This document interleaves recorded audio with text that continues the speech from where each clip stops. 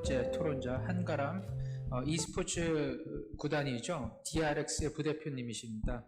또 게임업계에서 또 e스포츠에서 메타버스가 상당히 많이 또 발전해 있기 때문에 특별히 모셨습니다. 토론 청해 듣도록 하겠습니다. 우선 제가 이런 자리는 정말 처음이어서 다소 긴장하거나 떨더라도 이해 부탁드리겠습니다. 혹시 저희 DRX e스포츠 팀 아시는 분 계신가요?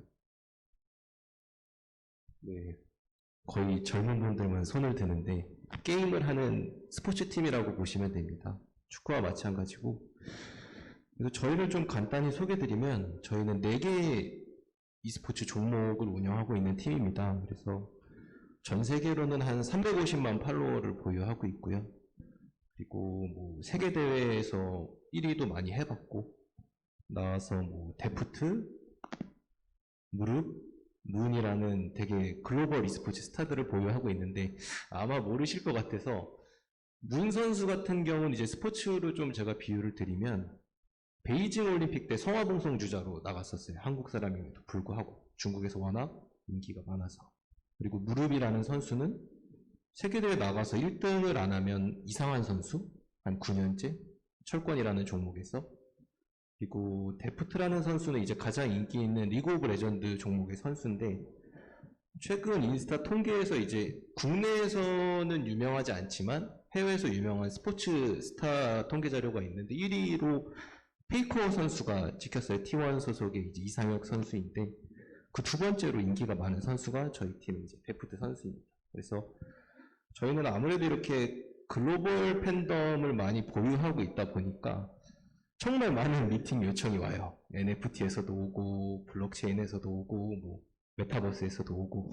그래서 제가 그 경험을 좀 얘기 드리면 좋을 것 같아서. 그래서 한 번은 국내 이제 뭐 가상화폐 거래소, 4대 가상화폐 거래소 가장 큰 데 중 한 곳과 미팅을 하는데, 이제 뭐 이런저런 논의를 하고 그들의 메타버스 세계에 제가 들어가 봤어요. 처음에는 관심이 없다가 저도 이제 들어가서 체험을 하는데 정확하게 말씀드리면은 제가 한 30년 전에 즐겼던 온라인 게임보다 못해요. 그 메타버스 세계가. 그 안에서는 그냥 캐릭터들이 돌아다니는 거예요. 막 되게 저 그런 말을 드리고 핫해 보이는데 메타버스가 되게 핫해 보이는데 제가 30년 전에 즐겼던 게임보다 못하는 거예요. 이 메타버스 세계는. 왜 그러냐고 곰곰이 생각해보면 게임이 저는 메타버스에 어쨌든 가상현실에서 되게 큰 비중을 차지할 거라고 생각하는데 그런 전문 제작 인력이 투입되지 않고 뭔가 메타버스가 핫하다라고 하니까 뭔가 급하게 만든 티가 너무 나는 거고 아까 얘기 주셨던 거에 전 너무 동의하는 게 두산에서 경기장 방문하면 이제 뭐 메타버스 세계로 경기장을 방문했다 뭐 구축해서 이제 그런 걸 한다라고 하는데 마케팅적인 거 외에는 전 느끼는 게 없었어요. 가면 뭐 즐거운 게 있어요. 거기 실제 경기장 가서 보는 게 훨씬 좋은데 그래픽도 사실 뭐 지금 현실 뭐 구현화된 되게 좋은 게임 그래픽 대비 질 떨어지는 그래픽으로 메타버스를 구현해 놓은 거고 뭔가 마케팅적으로 우리 와서 구경하세요 이런 느낌이 되게 받아서 그런 게임적인 재밌는 요소가 분명히 들어가야 된다고 생각하고 그래서 그런 세계관도 얘기 주셨는데 세계관이 왜 반드시 필요하냐라고 하면 돌이켜보면은 메타버스에는 게임적인 요소가 들어가야 되는 거예요. 그러니까 두산 베어스에서 만약에 메타버스를 한다? 그럼 단순히 뭐 경기장 와서 방문하세요. 경기장에 와서 저희 선수 만나서 팬미팅 하세요. 이런 게 아니고 제가 두산 야구 선수들을 정확하게 모르는데 예를 들어 뭐 그 힘에 홈런 치는 능력이 뛰어난 선수들 같은 경우에는 게임 내 뭔가 세계관에서 캐릭터가 잡히는데 무력이 센 거죠. 뭐 딴 친구들이 2명을 도루를 많이 하는 친구들은 뭐 스피드가 빠를 수 있는 거고 그런 게임적인 요소와 경쟁적인 요소를 두고 메타버스 내에서 즐기게 하는 거죠. 그래서 그런 게 뭔가 좀 더 고민을 하면은 잘 만들 수 있는데 그냥 단순히 메타버스가 핫하더라. NFT와 연계되면 핫한 거는 맞습니다. 그래서 하지만 아직까지는 저는 전문적으로 그렇게 연계할 수 있는 데가 되게 부족하다고 보고 그래서 제가 생각하는 지금 메타버스는 NFT의 그런 투자? 어떻게 보면 NFT가 되게 투자 상품으로 지금 활동하고 있는데 저도 NFT 주위에 구매하는 친구들한테 왜 사냐 저희도 민팅을 한 2번 해봤는데 민팅에도 이제 무료 민팅도 있고 이제 근데 뭐 그렇잖아요. NFT 얘기 들어도 뭐 100배, 몇 억 하지만 현실은 회사에서 NFT 판매해도 저희가 가상자산으로만 잡아놓지 현금화를 못해요. 현금화를 하려고 하면 개인 지갑으로 받아서 다시 회사에 입금해야 되는 말도 안 되는 상황도 많고 해서 너무 숫자에 그렇게 연연할 필요 없이 저는 좀 더 정확하게 알아보고 접근해야 된다라고 되게 강조드리고 싶었고, 하지만 뭐 지금은 어떻게 보면 투자 또는 마케팅이지만 분명 미래에는 저는 이 메타버스가 지금의 인터넷을 대체할 거라고 생각합니다.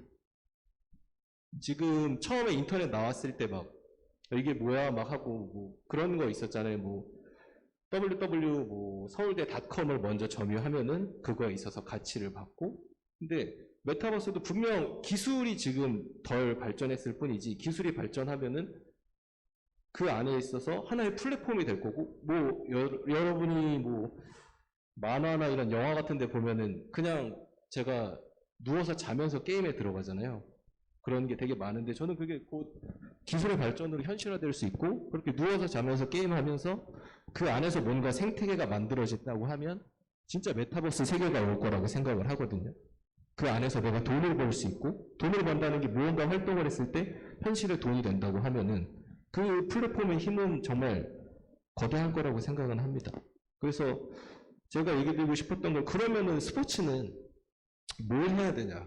이 돈벌이가 되게 많은 사업인데 스포츠는 어떻게 접근해야 되나 되게 생각을 해주셨으면 좋겠다라는 얘기를 드리고 싶어요. 단순히 메타버스가 핫하니까 NFT 발급하고 메타버스 세계 구축해놓고 이게 우리가 이제 우린 되게 빨리 다가왔어라고 하지만 현실적으로 세계관과 게임성이 하나도 없으면 그냥 누군가에게 투자금을 주고 그들을 배불리고 뭐 현실성은 없는 이런 게 되지 않았으면 좋겠다. 그래서 분명히 메타버스는 활성화될 거고 그 중심에는 저는 게임이 있고 장르까지 얘기한다면 RPG 장르가 될 거라고 저는 확신을 해요.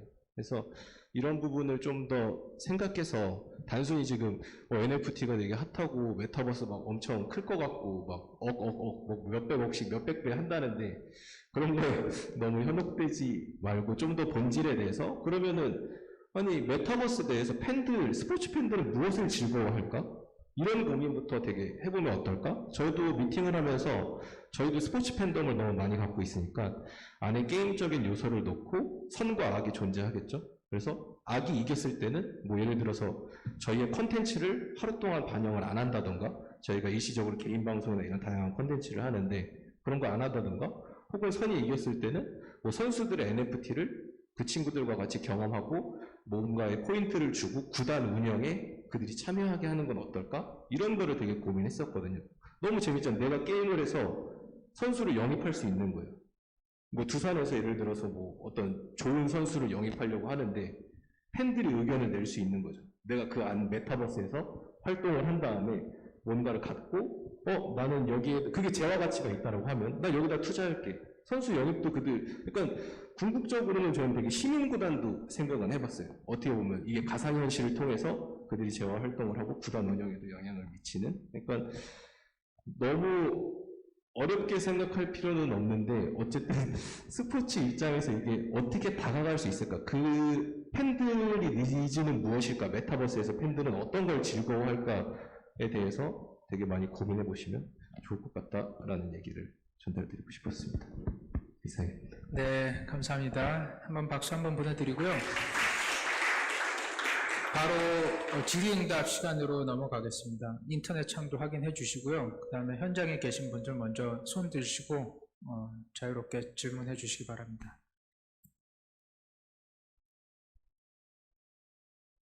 네, 우리 임형주 변호사님께 마이크 좀 전달 부탁드릴게요.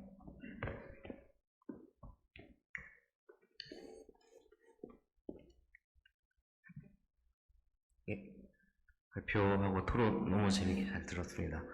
메타버스와 관련된 내용도 NFT하고 같이 연계돼서 얘기가 많이 되고 있는 것 같은데요. 저는 개인적으로 사실 무릎을 되게 좋아하거든요. 얼마나 남규리하고 하는 것도 유튜브에서도 많이 보고 남규리도 좋아하는데 무릎하고 같이 나오니까 너무 좋더라고요. 확실히 그런 것들이 확실히 컨텐츠가 확실히 흡인력이 있는 그런 것 같은데, 제가 사실 한가람 대표님께 여쭤보고 싶은 게, 일반적인 스포츠 팀, 스포츠 매니지 팀에서 메타버스를 한다고 하면 이제 또 다른 어떤 그 경집 주체하고 충돌되는 게 별로 없을 텐데 e스포츠 팀은 아무래도 한다면 그 게임 업체하고의 관계가 있을 것 같아요. 그러니까 그냥 스포츠 선수가 그거를 NFT화 한다, 내가 어느 사업체에서, 그러면 더 뭐 할 것들이 없는데, 이것은 왜냐면 뭐 축구가 누가 독점되는 게 아니니까. 근데 철권은 누가 독점하고 있잖아요. 그 게임 플랫폼을. 그러면 그런 그 게임 플랫폼과의 어떤 독점 문제나 아니면 콜라보 문제는 e스포츠 팀에서 어떻게 해결하려고 하고 계시는지, 메타버스화 할 때 궁금합니다. 네, 너무 좋은 질문이시고, 그동안은 저희가 이제 퍼블리시티권 아까 얘기 주셨는데, 그 부분이 인정이 안 되면서 되게 구단 쪽에는 힘이 없고, 오히려 게임 제작자 쪽에서 이제 게임을 제작했기 때문에 그러한 권한이 많아서. 하지만 뭐 NFT 관련 뭐 이런 거에 있어서는 우선 게임사와 함께 하는 부분도 있고요. 그러니까 통합적으로 게임에 참여하는 모든 리그에 대한 권한을 게임사에게 위임하고, 어차피 그거에 대한 저작물이잖아요. 게임에 통한 저작물은 게임사와 같이 할 수밖에 없기 때문에 그렇게 진행하는 게 있고, 그런 게임사를 배제하고 선수의 IP를 활용한 그냥 게임물이 없는 그런 건 팀이 직접 하고 있습니다. 네, 감사드립니다. 또 다른 질문 있으시면 손 들어주시기 바랍니다.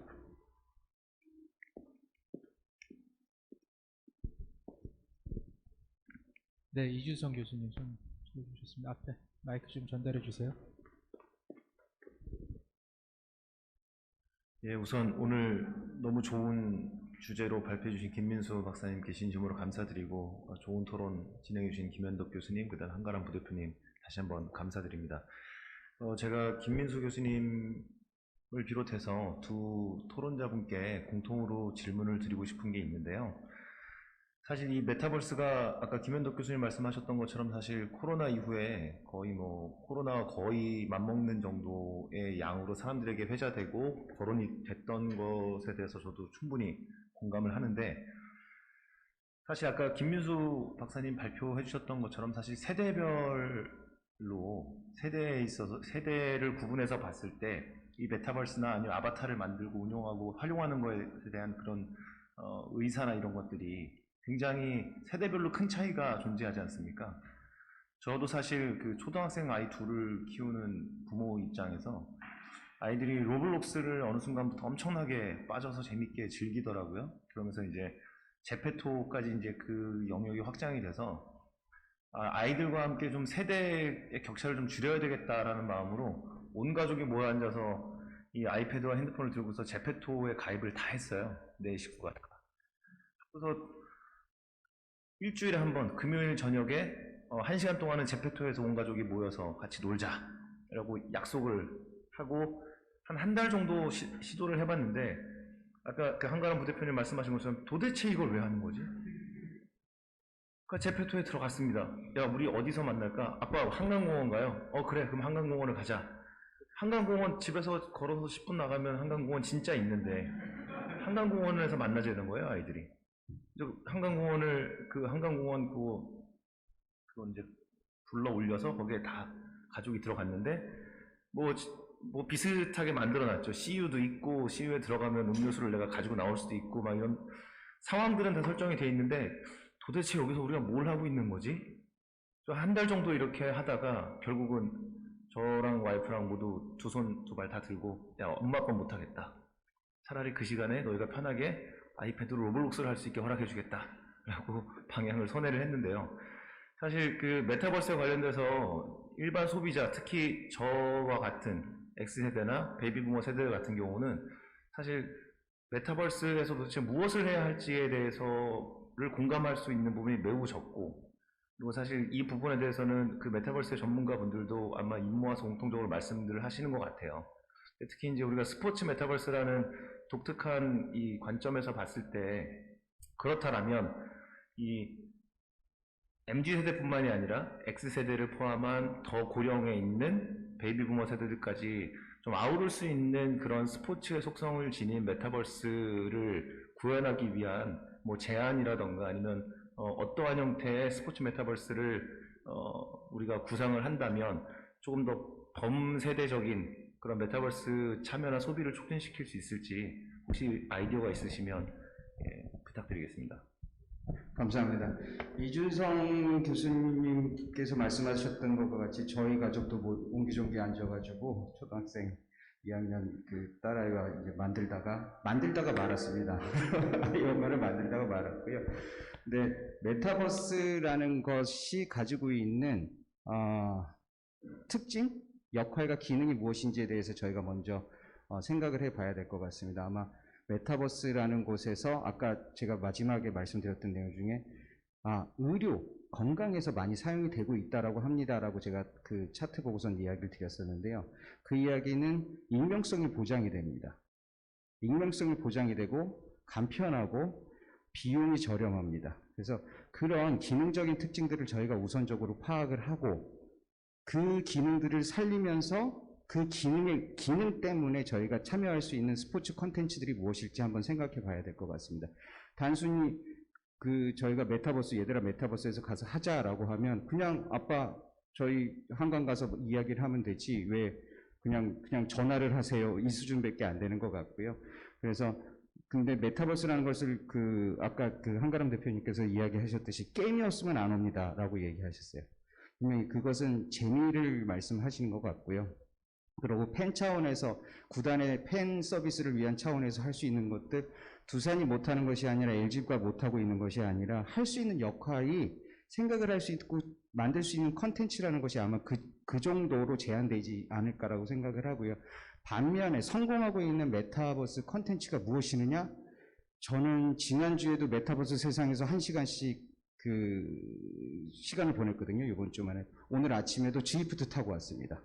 자전거, 가상현실에서 자전거를 주토피아라는 곳에서 가서 런던 브리지를 건너고 자전거를 1시간씩 타고 왔습니다. 그래서 그런 형태, 아까 이야기 드린 것과 같이 센서 기술, 단순히 저희가 스포츠를 논하고 있기 때문에, 스포츠 컨텐츠를 논하고 있기 때문에 메타버스에서 무엇을 할까라고 고민을 하면 ICT 기술, 컴퓨팅 기술이라는 것이 할 수 있는 것은 정보의 교환밖에 없습니다.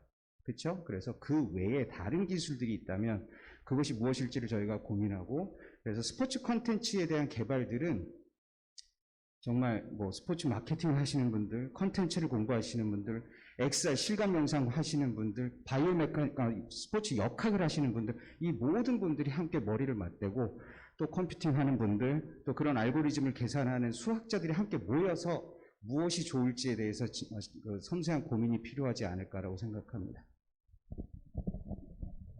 네, 제가 잠깐 말씀을 드리면 지금 이준영 교수님께서 말씀하신 거는 이제 제페토 예를 드셨잖아요.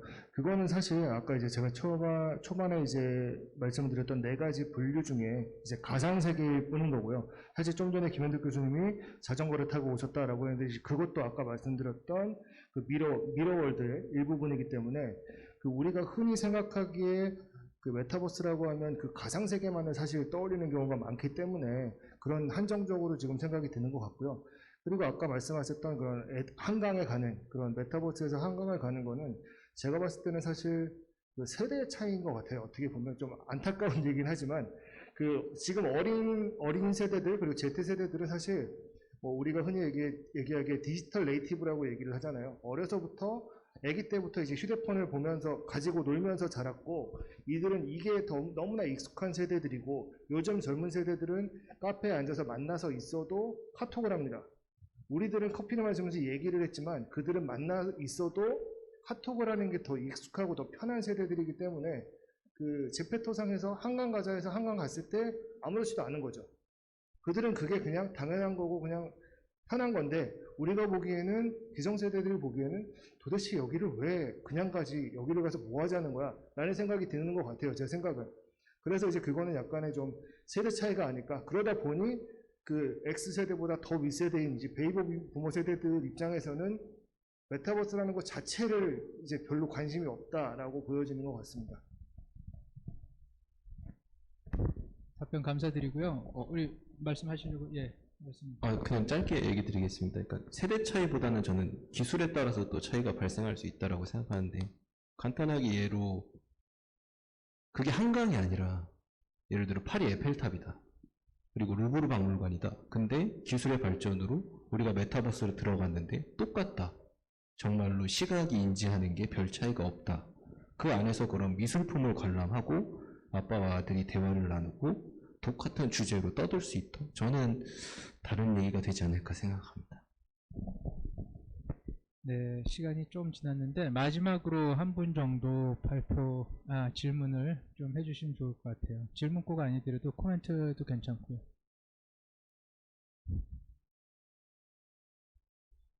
네, 말씀이 없으시면 이준성 교수님 말씀해 주셨던 부분 많이들 공감하셨을 것 같은데 조금 안타까운 좀 현실입니다. 저도 공감이 되니까 열심히 공부해서 들어갔는데 이걸 왜 하지? 재미가 없고 그래서 슬퍼하지만 그럼에도 불구하고 스포츠 산업이라고 그러면 결국은 우리가 하면서 즐기는 스포츠와 보는 스포츠에서 파생하는 부가가치인데 이 전부 다 현실 세계에서 발생하는 부가가치란 말이에요. 근데 이 가상 세계, 디지털 세계에 문을 탁 열고 들어가면 어나더 부가가치들이 막 있다는 거죠. 그건 확실한 것 같고 또 시대가 나가는 방향도 그쪽으로 가는 게 맞을 것 같아요. 저희는 비록 재미가 없어서 잘 활용을 안 하겠지만 점점 시대는 가고 젊은 친구들이 이제 기성세대가 되면 그 가상 세계에서 벌어진 부가가치 또 스포츠를 통해서 벌어진 부가가치 어마어마하게 커질 거라고 생각을 해서 여기 계신 분들도 다 스포츠 관련된 전문가들이시고 또 공부하시는 학생들이니까 관심을 꼭 가져서 또 시대에 뒤처지지 않고 스포츠가 더 크게 발전하는데 선도적인 역할을 해가지고 이런 부분들을 활용할 수 있었으면 좋겠습니다. 우선 그 두 번째 발제와 두 번째 토론 맡아주셨던 세 분께 다시 한번 인사드리고요. 박수 한번 부탁드리고요.